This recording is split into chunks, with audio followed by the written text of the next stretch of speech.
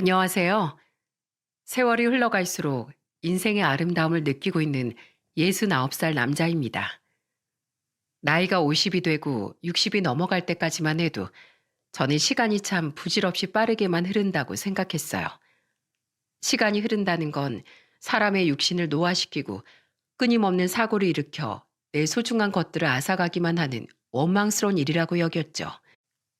하지만 묵묵히 세월을 견디며 살다 보니 전엔 보이지 않았던 삶의 새로운 면들이 많이 느껴지더라고요. 특히 시간은 내게서 많은 것을 앗아가지만 반대로 많은 것들을 주기도 한다는 걸 깨달았습니다. 저는 지금부터 제가 잃고 얻었던 소중한 인연들과 그 속에 녹아든 제 삶에 대해 이야기해 보려고 합니다. 이곳엔 저와 비슷한 연배 분들이나 인생 선배님들이 많으시니 제 사연에 많은 공감을 해 주시리라 믿습니다. 저는 강원도 삼척 사람입니다. 어머니는 시장 근처에서 국밥집을 하며 저와 형 그리고 여동생을 혼자 키워주셨어요. 어업에 종사하셨던 아버지가 그만 뱃일을 나갔다가 사고를 당해 제 나이 고작 10살에 영영 돌아오지 못하시고 말았거든요. 어머니는 새벽부터 늦은 밤까지 일주일에 엿새를 일하셨고 우리 삼남매는 그런 어머니께 조금이라도 도움이 되고자 신문 배달을 쉬지 않았어요. 그렇게 우린 어머니 덕에 모두 고등학교까지 마칠 수 있었습니다. 이후 형은 생전 아버지처럼 어업에 뛰어들었다가 나중엔 형수님과 함께 대게집을 차려 자식들을 먹여 살리고 어머니를 부양했죠. 여동생은 삼척에 있는 작은 회사에서 일하다 좋은 매제를 만나 일찍 시집을 갔습니다.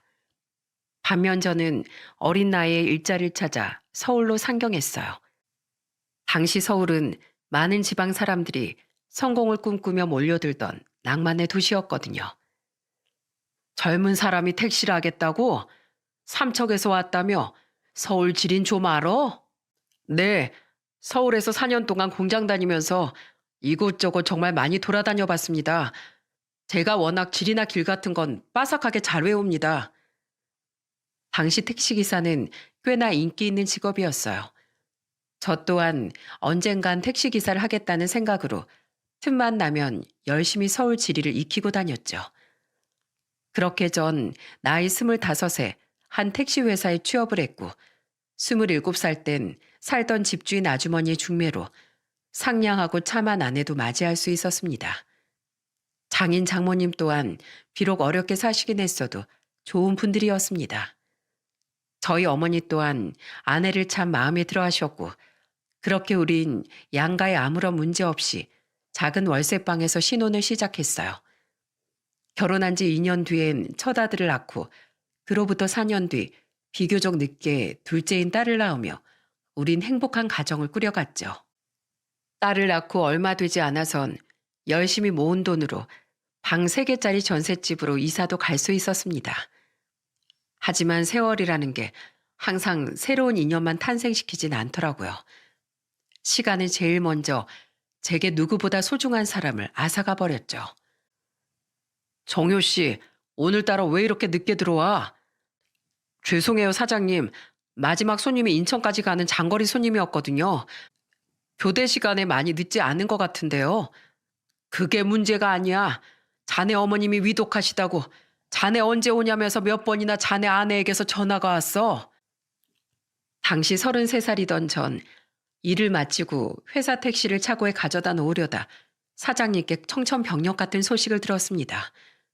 당시엔 휴대폰도 없고 삐삐가 보편화된 시기도 아니었기에 아내는 애타게 제 회사로만 전화를 걸었던 거죠. 그리고 그때 아내가 겨우 2살 된 딸을 품에 안고 6살 아들과 함께 사무실로 들어오더라고요. 여보, 당신이 하도 연락이 안 되니까 마음이 급해서 달려왔어요. 아주버님이 어머님이 갑자기 위독해지셨다면서 얼른 병원으로 내려오라고 전화하셨어요. 벌써 전화하신 지 5시간이나 지났어요. 당시 어머니는 오랜 지병 때문에 병원에 입원해 계셨는데 목숨이 위험한 상황은 아니라 크게 걱정하진 않았어요. 그런데 갑자기 증세가 악화된 때가 하필 제가 일을 하고 있던 시간이었던 겁니다. 경악을 한 제게 사장님은 이렇게 말씀하셨어요. 이 사람아, 얼른 내려가 봐야지 왜 이러고 섰나. 이럴 게 아니라 당장 다시 택시 몰고 삼척에 내려가 보게. 저 택시를요? 하지만 거기까지 거리가 택시비가 장난이 아닐 텐데요. 사람 목숨이 왔다 갔다 하는 상황에 무슨 택시비 타령이야? 지금 언제 대중교통 표 끊고 내려가겠나? 택시비나 대여비 같은 거 안 받을 테니 얼른 택시 끌고 다녀와. 이러다 어머니 임종도 못 지키면 평생 자네 가슴에 큰 한이 맺힐 거야. 사장님은 기름값 하라며 제게 돈까지 쥐어주셨어요. 저는 감사하다고 말하곤 아내와 애들을 데리고 삼척으로 향했죠. 운전을 하는 내내 어머니 생각에 어찌나 눈물이 앞을 가리던지 눈물 닦으라며 아내는 계속해서 제게 손수건을 챙겨주었습니다. 형, 어머니는? 하지만 제가 도착했을 땐 이미 늦었어요. 어머니는 제가 가기 3시간 전에 숨을 거두신 뒤였죠. 여동생은 매제 품에 안겨 오열하고 있었습니다. 저는 이젠 2번 다시 제 이름을 다정하게 불러주지 못할 어머니 시신 앞에 무릎 꿇고 아버지가 돌아가셨던 10살 때처럼 목 놓아 울었습니다.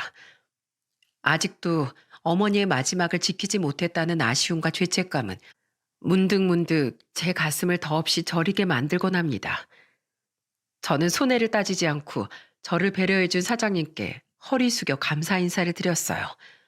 비록 어머님의 임종은 지키지 못했지만 그렇다고 사장님의 진심 어린 배려가 없던 일이 되는 건 아니었으니까요. 저는 기름값을 다시 돌려드리려고 했는데 오히려 사장님은 장례식장에 못 가봐서 미안하다며 제게 조의금까지 건네주셨죠.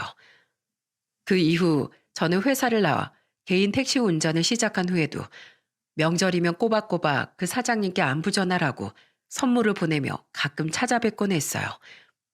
20년 뒤 사장님께서 암으로 세상을 떠나실 때까지 한 해도 거르지 않고 말입니다. 그렇게 어머니를 가슴에 묻고 저는 자식들만 바라보며 살아갔어요. 어머니가 그러셨던 것처럼 저 또한 자식들을 잘 키우기 위해 인생을 바치고 싶었죠. 제가 택시를 몰아서인지 어릴 적부터 아들은 차를 좋아했습니다. 그렇게 차가 좋아? 그럼 우리 형준이도 나중에 크면 이 아버지처럼 택시 운전사 될 거야? 아니요, 저는 더 큰 차요. 트럭처럼 대빵 큰 차요. 아들은 공고를 졸업하더니 자동차 정비 쪽에서 일하다 화물 운송 종사 자격증을 따고 중고 화물차를 매입해 정말로 운전일에 뛰어들더군요. 벌이나 직업 난이도를 떠나 자기가 하고 싶은 일을 하나씩 관철해 나가는 아들이 정말 멋지고 자랑스러웠어요. 항상 조심해야 돼. 운전일은 체력이 생명하고 직결되는 거야. 알았지? 항상 휴식도 잘 취하고 졸리면 절대 바로 운전대 잡지 말고 눈 붙이고. 자랑스러움과 별개로 저는 아들이 일을 나갈 때마다 귀에 아주 딱지가 않도록 조심하라고 말했습니다. 지방을 자주 오갔기에 고속도로를 달릴 일이 많았던 아들이 노상 걱정됐거든요. 언젠가 아들에게 일어날 큰 사고를 예감했던 걸까요?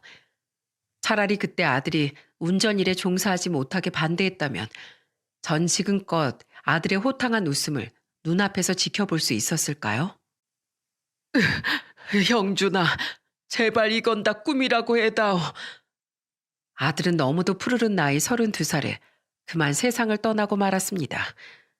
일 때문에 통영으로 향하는 길에 아들이 아닌 다른 화물차 운전자의 졸음운전으로 인해 대형 사고가 났던 거죠. 우리 아들뿐 아니라 그 운전자 또한 현장에서 사망을 했고 워낙 크고 끔찍한 사고였던지라 아들은 마지막 시신조차 온전하게 돌아오지 못했어요. 우리 가족은 모두 충격에 빠졌습니다. 딸은 당시 다니고 있던 회사에 휴직계를 낼 정도로 오빠의 사망에 크게 상심했죠. 저 또한 한동안 운전을 쉬고 매일을 술로 보냈고 아내는 하루도 빠지지 않고 아들 방에 들어가 생전 아들의 옷을 매만지고 베개 냄새를 맡으며 목 놓아 울었습니다. 그래도 참 시간이라는 게 무섭더군요. 자식을 잃은 마당에 내가 살아서 못하나 싶다가도 시간은 조금씩 사람을 일상으로 돌려놓더라고요. 딸아이는 다시 회사에 복직했고 저는 다시 운전을 시작했으며 주부였던 아내는 건물 청소 일을 시작했습니다. 집에서 노느니 일이라도 하면 아들 생각을 조금이라도 덜 할 수 있을 것 같다며 말이죠. 아내는 아내 나름대로 어떻게든 살기 위한 방법을 찾았던 거예요. 그렇게 아들을 보낸 지 1년이 조금 넘게 흘렀던 어느 날, 저는 아주 특별한 손님을 택시에 태우게 됐어요.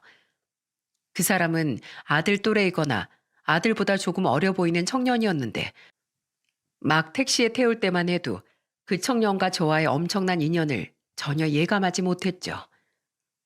목포를 가달라고요? 여기가 서울인데요. 알고 있습니다, 기사님. 그래도 제발 부탁드립니다. 지금 제가 너무 급해서 그래요. 그 청년의 목적지는 다름 아닌 목포의 한 병원이었습니다. 가는 데만 4~5시간이 걸리는 장거리 중에 장거리였죠. 택시비야 두둑하게 벌겠지만 솔직히 돌아올 땐 가는 시간만큼의 시간을 땅에 버려야 하기도 했고, 이렇게 멀리 가보는 경우는 처음이라 고민됐지만 결국 전 목포로 택시를 몰았습니다. 다른 것보다 목적지가 병원인 것과 택시에 탈 때부터 울고 있던 청년의 모습에 급해도 단단히 급한 일이겠구나 싶었거든요.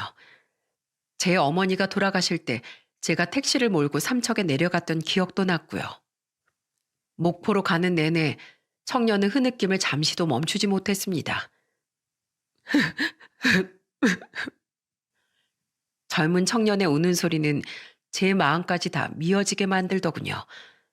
저는 운전석과 조수석 사이에 콘솔 박스를 열어 두루마리 휴지를 청년에게 건네주었습니다. 이거 내가 밖에서 화장실 갈 때 들고 다니던 건데 손님한테 휴지가 좀 많이 필요할 것 같아서요. 다 써도 되니까 쓰세요. 얼굴살 쓸리니까 벅벅 닦지 말고 꾹꾹 눌러서 닦아요. 저는 아들을 먼저 보내고 끊임없이 눈물을 닦던 나날에 눈 주위가 휴지 때문에 온통 쓸렸던 기억을 떠올리며 씁쓸하게 말했습니다. 그 뒤 저는 청년이 민망하지 않게 음악 볼륨을 올려주었고 4시간이 훨씬 넘게 걸린 뒤에야 목적지에 도착했어요. 미터기엔 택시비 치곤 어마어마한 가격이 찍혀 있었죠. 저는 얼른 계산을 마치고 급해 보이는 청년을 내려주려고 했어요. 그런데 청년은 돈이든 카드든 달라는 제 말에 아무 말도 못하고 우물쭈물 하더라고요. 손님, 계산을 하셔야 내리죠. 그게요, 기사님. 그때 직감했습니다. 처음부터 이 손님은 택시비를 낼 돈도 생각도 없었다는 것을요. 한두 푼도 아니고 그날 하루벌이를 다 날린 셈이라 화가 나더라고요. 그런데 흐느끼던 청년은 끝내 오열을 하며 제게 이렇게 애원하더군요. 이봐, 당신 처음부터 돈 없었지? 지금 나랑 장난해? 애초에 돈이 없었으면 택시를 타지 말았어야지. 돌아가는 비용의 기름값까지 생각하면 더 얹어서 받아야 하는 거 뭔가 딱한 사정이 있는 것 같아서 제 요금만 받으려고 했는데 택시비는커녕 기름값만 날리게 생겼잖아. 죄송합니다, 기사님. 제가 마음이 너무 급해서 그랬어요. 이 병원에 저희 어머니가 계세요. 동생이 어머니가 위독한 상태라고 급하게 연락을 줬는데 한시가 급해서 저도 모르게 그만 이런 짓을 저질렀어요. 정말 죄송합니다. 제가 서울 가서 일해서 꼭 이 돈은 갚을게요. 그러니까 지금은 저 좀 보내주시면 안 될까요? 저희 어머니 임종은 제가 지켜봐 드려야 하잖아요. 울부짖는 청년을 보는데 차마 더 이상 거친 말이 나오지 않더라고요. 다른 것도 아니고 어머니가 위독하시다고 하니 마음이 약해졌죠. 하지만 그 말이 진짜일지 거짓말일지 어떻게 합니까? 야박해 보이긴 해도 요즘 세상이 하도 흉흉하니 저는 의심을 모두 거둘 수가 없었어요. 저는 우선 제 휴대폰을 내밀어 청년의 연락처를 받아냈고 직접 전화를 걸어 청년의 번호가 맞는지 확인까지 했습니다. 그 다음엔 적당한 곳에 주차를 하고 청년을 따라 내리며 이렇게 말했죠. 가세.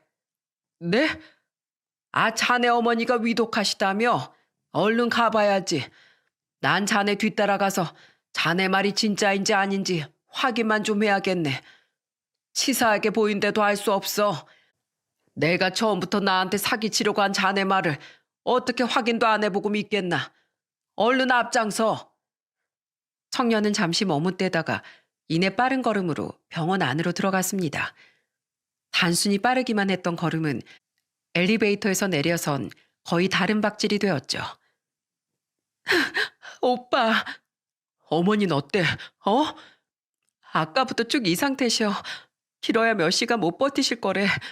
우리 남편도 출장 갔더니 급하게 마무리하고 지금 오고 있어. 어머니 많이 기다리셨죠? 아들 왔어요. 한 병실에 들어선 청년은 침대에 의식 없이 누워있던 한 중년 여성의 손을 붙잡곤 목 놓아 울더군요. 동생인 것 같은 젊은 여자는 자신의 오빠 엄마를 보며 함께 울고 있었죠. 직접 눈으로 보니 청년의 말을 더 이상 의심할 필요가 없겠더라고요. 저는 잠시 병실 밖 복도에 서서 청년을 기다렸는데 눈물을 그친 청년이 뒤늦게 절 찾아 병실에서 나왔습니다. 그리곤 옆에 선 저를 보고 감사 인사를 했죠. 절 여기까지 데려다 주셔서 정말 감사합니다. 기사님, 덕분에 어머니가 돌아가시기 전에 병원에 도착할 수 있었어요. 어머니가 병을 앓으신 지 오래됐는데 옆에서 간병해드리긴커녕 마지막 순간까지 어머니 뵙지 못했다면 전 죽을 때까지 후회했을 겁니다.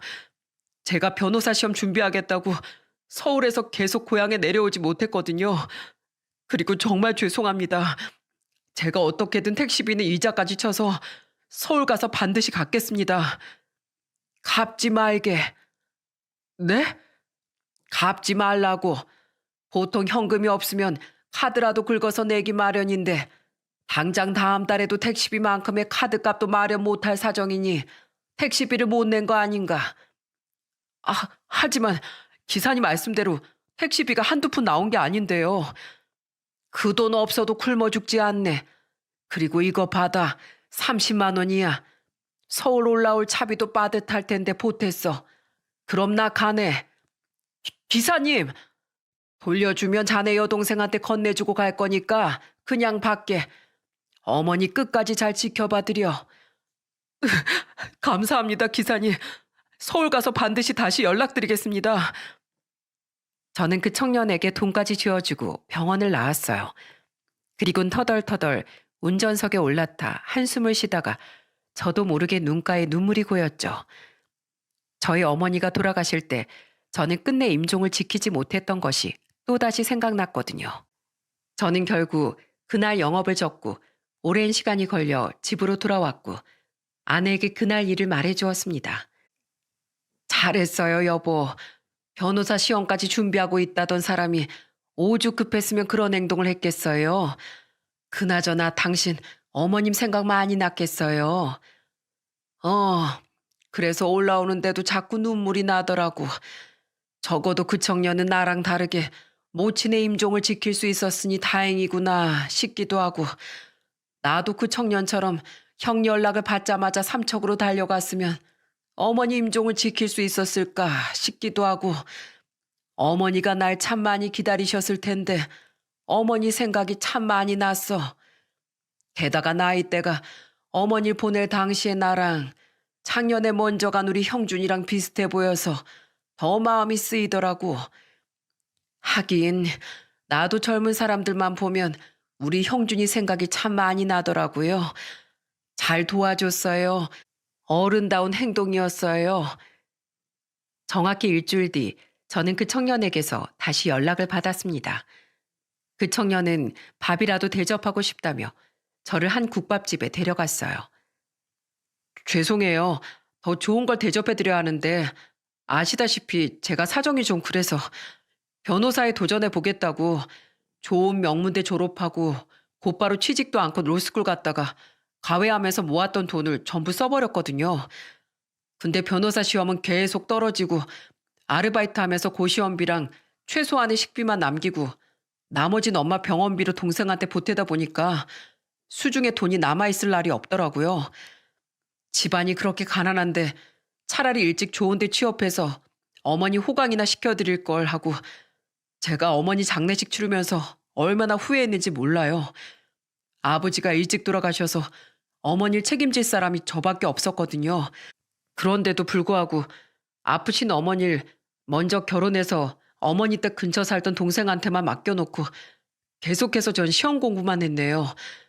시간이 이렇게 짧게 남았을 줄 알았더라면 빨리 취직해서 어머니 맛있는 거라도 한 번 더 사드릴 걸 그랬어요. 아무튼 기사님, 비싼 음식은 아니어도 여기 나름 맛집이에요. 두 그릇 드셔도 돼요. 소주 드실래요?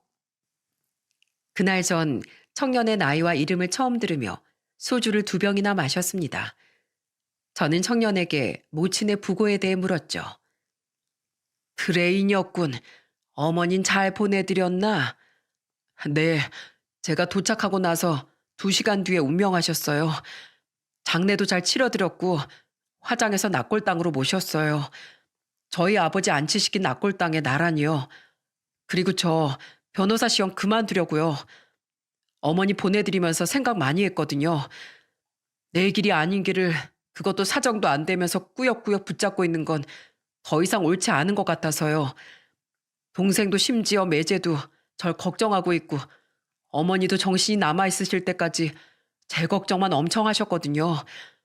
돌아가신 어머니가 더는 아들 걱정 안 하시게 이제 정신 차려야죠.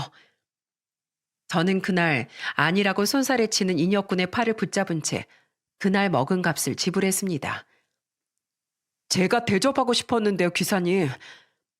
내 딸보다 고작 1살 많은 고시원 사는 총각한테 술 얻어먹었다고 하면 세상에 날 손가락질할 걸세. 그런데 그날 이후에도 저는 자꾸만 아들보다 3살 어렸던 인혁군이 걱정되고 신경 쓰이더라고요. 저와 비슷한 모친상을 겪은 것도 그렇고 모르면 몰랐지 어려운 사정을 알고 있으니 더더욱 도와주고 싶었죠. 그래서 전 그날 이후에도 인혁군에게 종종 연락해 밥도 사주고 술도 사주며 몇 달치 고시원비도 내주는 등 많은 도움을 줬습니다. 부담스러워하는 인혁군에게 정 미안하면 얼른 좋은 회사 취직해서 갚으라며 마음에 없는 소리를 하며 말이에요. 그 사이 편하게 불러달라는 말에 호칭도 인혁군이 아닌 인혁아라고 바뀌어 있었죠. 어느 날엔 몸보신을 시켜주려고 삼계탕에 소주를 사주었는데 그쯤엔 저를 기사님이 아닌 아저씨라고 부르던 인혁이가 물었어요. 근데 아저씨 엄청 부자이신 거예요? 내가? 아이 그랬으면 택시운전을 왜 하고 우리 아내가 건물 청소일을 왜 하고 있겠어? 물론 빠듯하게 살진 않지만 난 그냥 하루벌이에 소소하게 보람을 느끼는 평범한 사람이야. 그러면 돈이 많으신 것도 아니면서 저한테 왜 이렇게 잘해주시는 거예요? 솔직히 아저씨가 도와주신 돈이 막 적은 돈도 아니잖아요. 그동안 제 이야기를 들어주시거나 인생 상담을 해주기만 하셨지. 생각해보니까 아저씨 이야기는 해주신 적이 한 번도 없네요. 저는 소주를 한 잔 따라 마시며 쓴 미소를 지었습니다. 인혁이 말대로 어머니와 아들 일을 가볍게 입에 담기엔 여전히 마음 아파 인혁에게 그동안 제 이야기를 해주지 않았어요. 그렇다고 남에게 끝까지 숨기거나 말 못할 사정도 아니기에 저는 어머니의 임종을 지키지 못한 일이나 얼마 전 아들을 떠나보낸 일에 대해 전부 다 이야기해 주었죠. 우리 아들은 너보다 3살이 많았는데 널 보면 뭐든 도전할 수 있었던 찬란한 나이에 세상을 떠난 우리 아들 생각이 나서 남처럼 느껴지지 않았어. 게다가 우리 아들뿐만 아니라 어머니의 임종을 지키지 못했던 당시의 나도 생각이 나서 마치 젊은 시절 나처럼 느껴지기도 했지. 그거 아나? 비록 어머니 덕분에 고등학교까지 마치긴 했지만 우리 집도 남들에게 뒤지지 않을 정도로 가난했었다는 거. 가난에서 벗어나기 위해 정말 치열하게 살았지. 그래서 알아. 돈 없는 서름이 그리고 반드시 필요할 때 주머니가 텅 비어있는 그 비참한 심정을 말이야. 난 인혁이 너한테 꼭 알려주고 싶어. 물론 가난할 수 있어. 하지만 젊은 시절의 가난은 벗어날 수 있는 무한한 가능성을 가지고 있지. 뭐든 도전해 볼 수 있고 돈은 지금부터 모아도 충분할 거니까 말이야. 그래도 고생은 덜 할수록 좋은 거니까 이렇게 인연이 된 김에 인생을 먼저 산 어른으로서 아들 같은 널 도와주고 싶었어. 그뿐이야.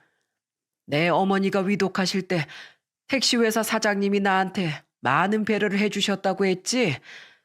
난 그분처럼 너에게 좀 더 여유롭고 인생 경험 많은 어른으로서 어렵지 않은 도움의 손길을 내밀었을 뿐이야. 그러니 인혁이 너 또한 나한테 지금 느낀 고마움 잊지 말고 꼭 성공해서 다음 세대 어려운 청춘들을 만났을 때 외면하지 말고 따뜻함을 선물해 주게. 놀라운 게 뭔지 아십니까? 그 뒤 인혁이는 1년 만에 당당히 대기업에 입사했어요. 정말 변호사라는 길이 인연이 아니었기에 그저 시어머니 없었던 건가 싶을 정도로 준비된 인재였던 거죠. 축하해. 난 인혁이 네가 해낼 줄 알았어. 아이고, 인혁아, 아줌마가 특별히 축하해 주려고 케이크도 사왔어. 와, 나 취업했을 땐 케이크는커녕 삼겹살만 구워주더니 엄마랑 아빠랑 사람 너무 차별하는 거 아니야? 아무튼 인혁 오빠 축하해요. 이건 축하 선물. 에이, 뭐 별건 아니고 키보드 앞이나 마우스 앞에 두고 쓰는 손목 보호대예요. 컴퓨터 앞에 붙어 사는 우리 같은 화이트 칼라 직장인들은 손목 건강 챙기는 게 필수인 거 아시죠? 고마워, 윤정아. 아저씨, 아주머니 축하해 주셔서 진심으로 감사드립니다. 제가 공부에만 집중할 수 있었던 건 전부 다 아저씨, 아주머니 덕분이에요. 아저씨가 먼저 절 도와주셨지만 아주머니도 항상 맛있는 식사 만들어주시고 아저씨랑 같이 절 도와주셔서 제가 이렇게 일찍 좋은 회사에 취업할 수 있었던 겁니다. 앞으로 저 두 분께 꼭 은혜 갚으면서 열심히 살겠습니다. 우리 가족은 인혁이를 집으로 초대해 축하 파티를 해줬습니다. 그날이 인혁이를 처음 초대한 날은 아니었어요. 모친이 돌아가시고 여동생 또한 갈 친정이 없어져서 명절 내내 시댁에 가 있게 되어 명절을 고시원 방에서 보낼 예정이라던 인혁이를 명절에 집에 초대했었거든요. 가족을 만나고 맛있는 음식을 먹으며 떠들썩해야 할 명절에 혼자 남아 어머니를 추억하고 있을 인혁이를 생각하니 도저히 그냥 둘 수가 없었죠. 처음엔 머쓱하게 식사상에서 전을 집어먹던 인혁이는 사실 그날 저희 가족과의 만남이 굉장히 즐거웠다고 해요. 아내 또한 오랜만에 집안에 아들 또래 청년이 오니 얼굴에 생기가 돌더군요. 그래서 그날을 계기로 인혁이는 저희 집에 종종 놀러 오곤 했습니다. 그러다 보니 자연스럽게 저희 딸과도 오빠 동생하는 사이가 되었죠. 어머, 이게 뭐야? 첫 월급 타서 아저씨 아주머니 작은 선물 하나씩 샀어요. 어머나, 뭐 이런 걸 샀어. 그 돈 얼른 모아서 고시원이나 빨리 나오지. 다음부터 모으면 되는데요. 괜찮아요. 저는 이제 첫 월급 탔다고 빨간 내복 사드릴 부모님도 안 계시고 무엇보다 두 분이 아니었으면 제가 이렇게 빨리 첫 월급을 받을 일도 없었을 테니 꼭 첫 월급 타면 두 분께 선물을 드리고 싶었어요. 엄마, 아빠 빨리 풀어봐. 우와, 엄마는 빨간색 지갑에 아빠는 빨간색 팬티네? 고맙다, 이녀가. 잘 쓰마. 근데 불만이 있는 건 아니다만 우리 아내는 지갑인데 난 왜 하필 빤스냐? 그게요. 진짜 빨간 내복은 좀 그런 것 같아서 대체할 수 있는 선물을 찾다 보니까 여자 물건 중에 빨간색으로 살 수 있는 건 많은데 아저씨 선물은 찾기가 어렵더라고요.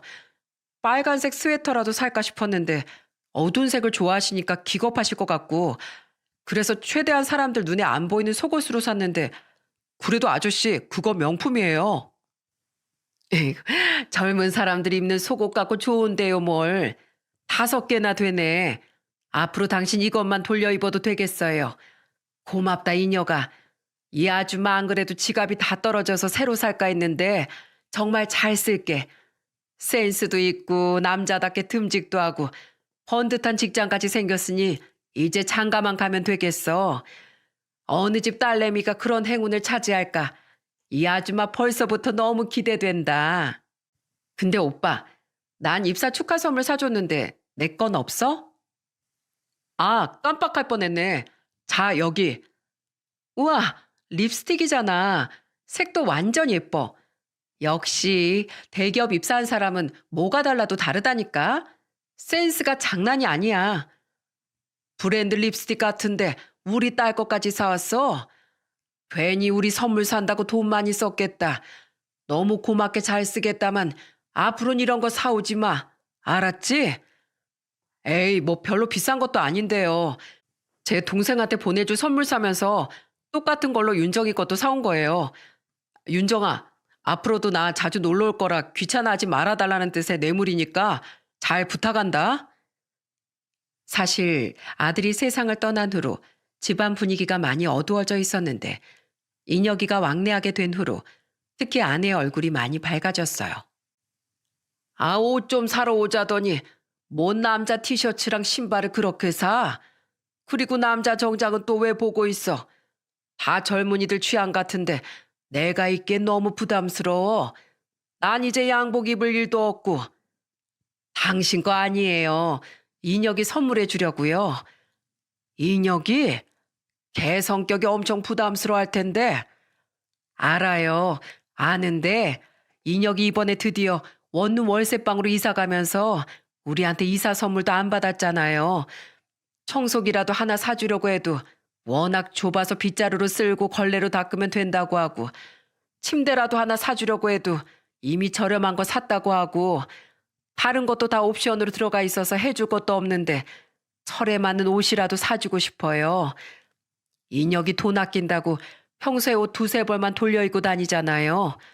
그것만 해도 속상한데 일할 때도 정장 한 벌에 셔츠 두 개만 돌려 입고 다니니 그걸 어떻게 그냥 놔둬요. 사회생활 하는 사람 체면이 있지. 안 그래도 어떻게든 정장 한 벌 더 사주고 싶은 거 애가 워낙 부담스러워할까 봐 어떻게 주나 고민했는데 이사 선물 핑계가 생겨서 오히려 다행이에요. 당신도 인혁이 보면 우리 형준이 생각나지? 그래서 더 이렇게 챙겨주고 싶은 게지? 왜 아니겠어요? 이런 말 인혁이가 들으면 괜히 이상하게 생각할까 봐 말은 안 했지만 생전 우리 형준이한테 못 해줬던 것들 이렇게 인혁이한테라도 해줄 수 있어서 나 너무 기쁘고 행복해요. 형준이 가고 나서 자꾸 못 해줬던 것들만 생각나서 더 가슴이 아팠거든요.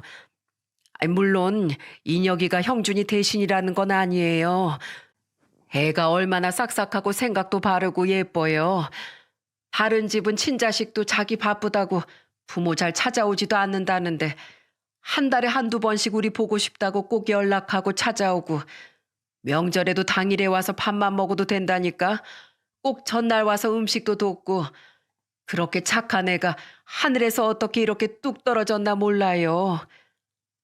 아내 말대로 인혁이는 정말 착하고 어른에게도 잘하는 보기 드문 청년이었어요.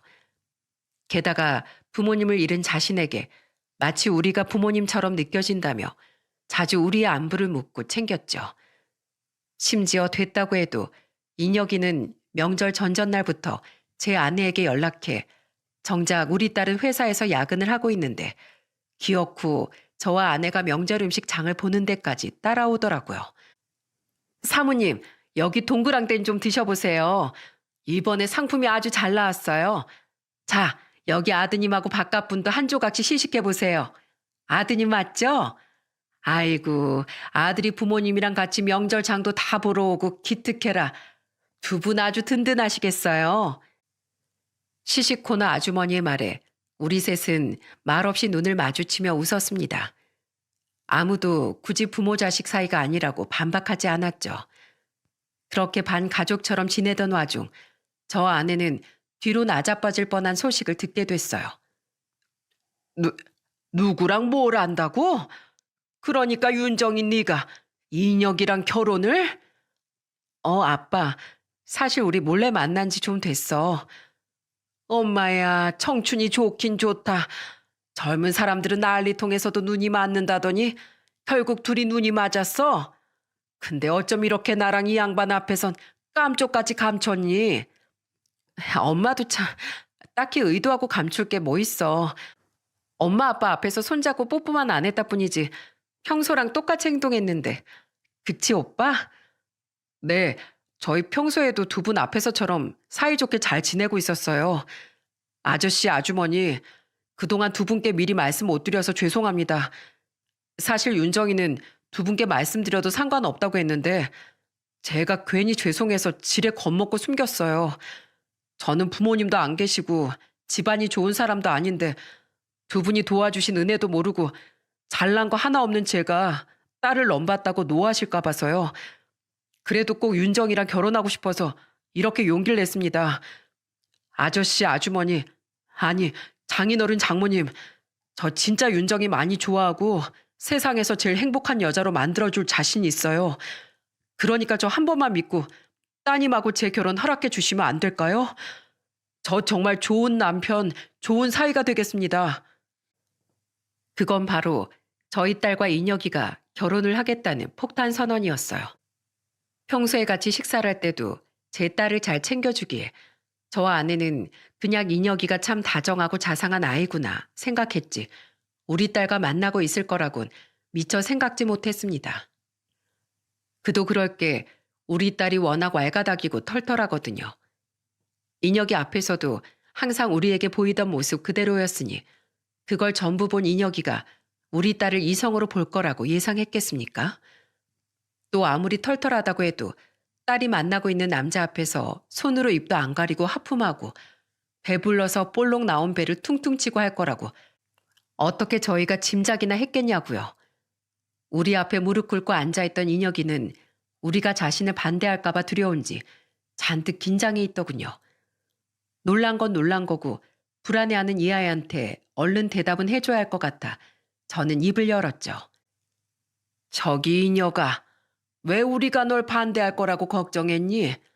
우린 너희가 만나고 있었다는 말에 놀랐을 뿐이지 반대는커녕 쌍술 들고 환영해도 모자란데. 네? 그렇잖아. 네가 성격이 빠지니 직업이 빠지니 착하고 싹싹하고 똑똑하고 어른한테 잘하고 우리 윤정이한테도 이렇게 잘해주는데 우리가 널 왜 반대하냔 말이야. 우리가 널 얼마나 예뻐하는지 너도 잘 알잖아. 그렇지만 아무래도 딸을 결혼시키는 건 다른 문제잖아요. 무엇보다 결혼은 집안 대 집안의 만남이라고 집안을 중요시하는 어른들이 많은 걸 아니까 그 부분이 걸려서요. 게다가 열심히 모은다고 모으긴 했는데 제가 잘난 남자들보다 돈을 더 많이 모은 것도 아니고요. 내가 예전에도 말했지. 지금 너희 나이에 뭐든 도전할 수 있고 돈이야 지금부터 모아도 충분하다고 말이야. 그리고 집안이 뭐 어때서. 너희 부친도 모친께서도 없는 형편의 자식들 열심히 공부시켜 주셨고 자식인 널 이렇게 훌륭한 젊은이로 키워주셨는데 비록 지금은 돌아가셨다고 해도 분명 아주 본받을 만한 분들이었을 거라고 생각한다. 그리고 우리도 가진 거 뭐 없어. 너도 보면 알잖아. 이녀가 난 네가 힘든 시기를 이겨내고 이렇게 잘 해내고 있다는 사실이 너희 부모님 다음으로 자랑스러운 사람이다. 또한 네 모친께서 돌아가시던 그날 널 택시에 태운 사람이 나였다는 게 그래서 너와 인연을 이렇게 만들 수 있었다는 게 내 큰 복이라고 생각했어. 나랑 집사람은 네가 정말 우리 친아들처럼 예쁘고 소중하니까 말이다. 그런 네가 우리 딸이랑 결혼해서 진짜 우리 가족이 되겠다는데 그걸 우리가 왜 말리겠냐. 제발 결혼해달라고 부탁해도 모자랄 판에. 안 그래 여보? 이 사람 말이 맞아. 내가 그랬잖니. 너라는 행운을 차지할 남의 집 딸내미가 대체 누구냐고 말이야. 그 행운아가 바로 내 딸이었구나. 이 엉큼한 기집애. 나처럼 남자 보는 눈은 있어가지고 골라도 이런 훌륭한 사익감을 골랐니? 두 사람 모두 결혼 결심한 거 축하한다. 그럼 우린 앞으로 할머니 할아버지 될 준비만 하면 되는 거지? 매번 벌써 손주 본 친구들을 부러워만 했는데 벌써부터 기대되고 설레는구나. 그럼 저희 결혼 두 분 다 허락해 주시는 겁니까? 당연하지. 우리 집에 드디어 사위 들어온다고 우리 집사람이랑 나랑 춘판이라도 벌려야겠구만. 거봐 오빠. 우리 부모님이 반대할 리 없다고 제발 사서 걱정 좀 하지 말라고 했지? 미리 결혼식장이나 알아보자니깐. 아무튼 우리 오빤 세심한 만큼 걱정도 많아서 오히려 내가 걱정이라니까. 정말 잘 된 일이죠. 그해 겨울 두 사람은 그렇게 둘에서 하나가 되었답니다. 상견례 때 인혁이 우리 사위 여동생이 진즉에 우리 이야기를 들었었다며 자기 오빠를 잘 챙겨줘서 고맙다고 어찌나 감사 인사를 하던지 예의 바르고 착한 것이 우리 사위와 똑 닮았다 싶었죠. 결혼한 지 1년 뒤 두 사람은 장군간처럼 우량한 아들도 낳았어요. 그런데 손주는 딸도 사위도 아닌 먼저 간 우리 아들 어렸을 때랑 아주 판박이처럼 닮았더군요. 자기 아들에게 죽은 사람을 닮았다고 하면 기분이 상할까 싶어 우린 우리끼리만 놀라며 사위에게 말을 하진 않았었는데 사위가 먼저 우리에게 이야기를 꺼내더라고요. 돌아가신 형님 어렸을 때랑 우리 아들이랑 완전 똑 닮았죠? 저번에 집사람이 자기랑 오빠 어릴 때 앨범이라면서 사진 앨범을 보여줬었거든요. 저도 놀랐어요. 처음엔 우리 아들 사진이 거기 잘못 끼어 있는 줄 알았다니까요. 자식이 부모의 형제를 닮는 경우도 종종 있다던데 아무래도 우리 아들은 용감하고 진취적인 사람으로 자랄 건가 봐요. 형님께서 그런 분이셨다면서요. 전 비교적 소심한 편인데 우리 애가 형님의 그런 부분을 닮아갈 거라고 생각하면 너무 안심이 돼요. 말 한마디 한마디를 너무 고맙고 예쁘게 해주지 않습니까?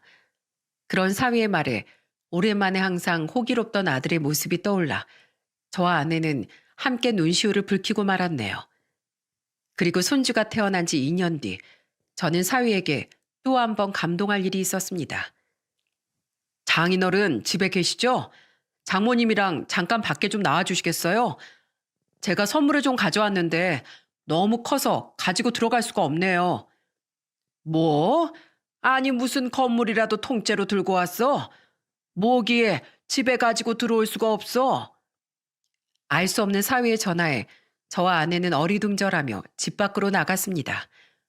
그리고 그곳에서 풍선까지 달린 채 위풍당당한 모습을 뽐내고 있던 사위의 선물을 보고 놀란 나머지 두 손으로 떡 벌린 입을 가리고 말았죠.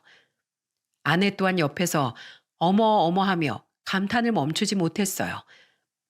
선물 양옆에 선 아들과 손주를 아는 딸은 짜잔하면서 선물을 소개했답니다. 이건 설마 이게 선물이라고? 내 장인어른 이번에 개인 택시 교체하려고 하셨다면서요. 키로수도 많이 쌓이고 법적으로 정해진 교체 시기도 다가와서요. 집사람이랑 장모님이랑 통화할 때 제가 옆에서 슬쩍 들었습니다. 안 그래도 언젠가 장인어른께 아주 기억에 남을 만한 좋은 선물 한번 해드리고 싶었는데 이거다 싶어서 잽싸게 새 차 딱 뽑아왔죠. 제가 이 차에 우리 장인어른 오래오래 안 다치고 건강하게 모시라고 주문도 걸어놨어요. 이 모델 맞죠? 장인어른께서 뽑으려고 고민하셨다는 모델이요. 장인어른 여전히 정정하시고 앞으로도 그러실 테니까 모쪼록 이 차로 오래도록 사건 사고 없이 멋진 택시기사님으로 일해주세요. 아빠, 이거 이 사람이 그동안 회사에서 나온 보너스 하나도 안 쓰고 모은 돈에 가지고 있던 주식도 팔아서 장만한 거야. 치사하게 보너스는 나 하나도 안 가져다 주길래 혼자 뭐해 쓰나 싶었더니 언젠가 아빠한테 좋은 선물 사드릴 거라고 죄다 모아놓은 거더라고. 완전 최고의 사위지? 에휴, 아이고 이 비싼 걸 너희 차나 새로 뽑을 것이지. 고맙다. 에휴, 정말 고마워. 어? 장인어른 왜 우세요? 그럴만하지. 안 그래도 이 양반 이 나이에 새로 택시 뽑는 건 욕심 같고 근데 또 일은 계속 하고 싶어서 고민 많았거든. 혹시 노안이 더 빨리 오거나 건강적으로 문제가 생기면 어쩌나 싶어서 말이야. 오래 일한 만큼 택시기사 일에 자부심도 있어서 오래도록 일하고 싶은데 벌써 미래를 쉽게 꿈꾸고 계획하지 못할 나이가 됐다면서 참 서글퍼했어. 근데 박서방 자네가 이렇게 앞으로도 이 양반은 건강하고 정정할 거라고 오래오래 일해달라고 말해주면서 직접 차까지 사줬으니 이 사람에게 얼마나 힘이 됐겠나. 감동해서 눈물이 날 만도 하지. 우리 남편을 응원해줘서 이렇게 귀한 선물을 줘서 정말 고맙네, 박서방. 아내의 말대로였습니다. 사위의 선물은 비싸서가 아니라 정말로 딱 그 당시에 제게 큰 응원과 힘이 되어줬거든요.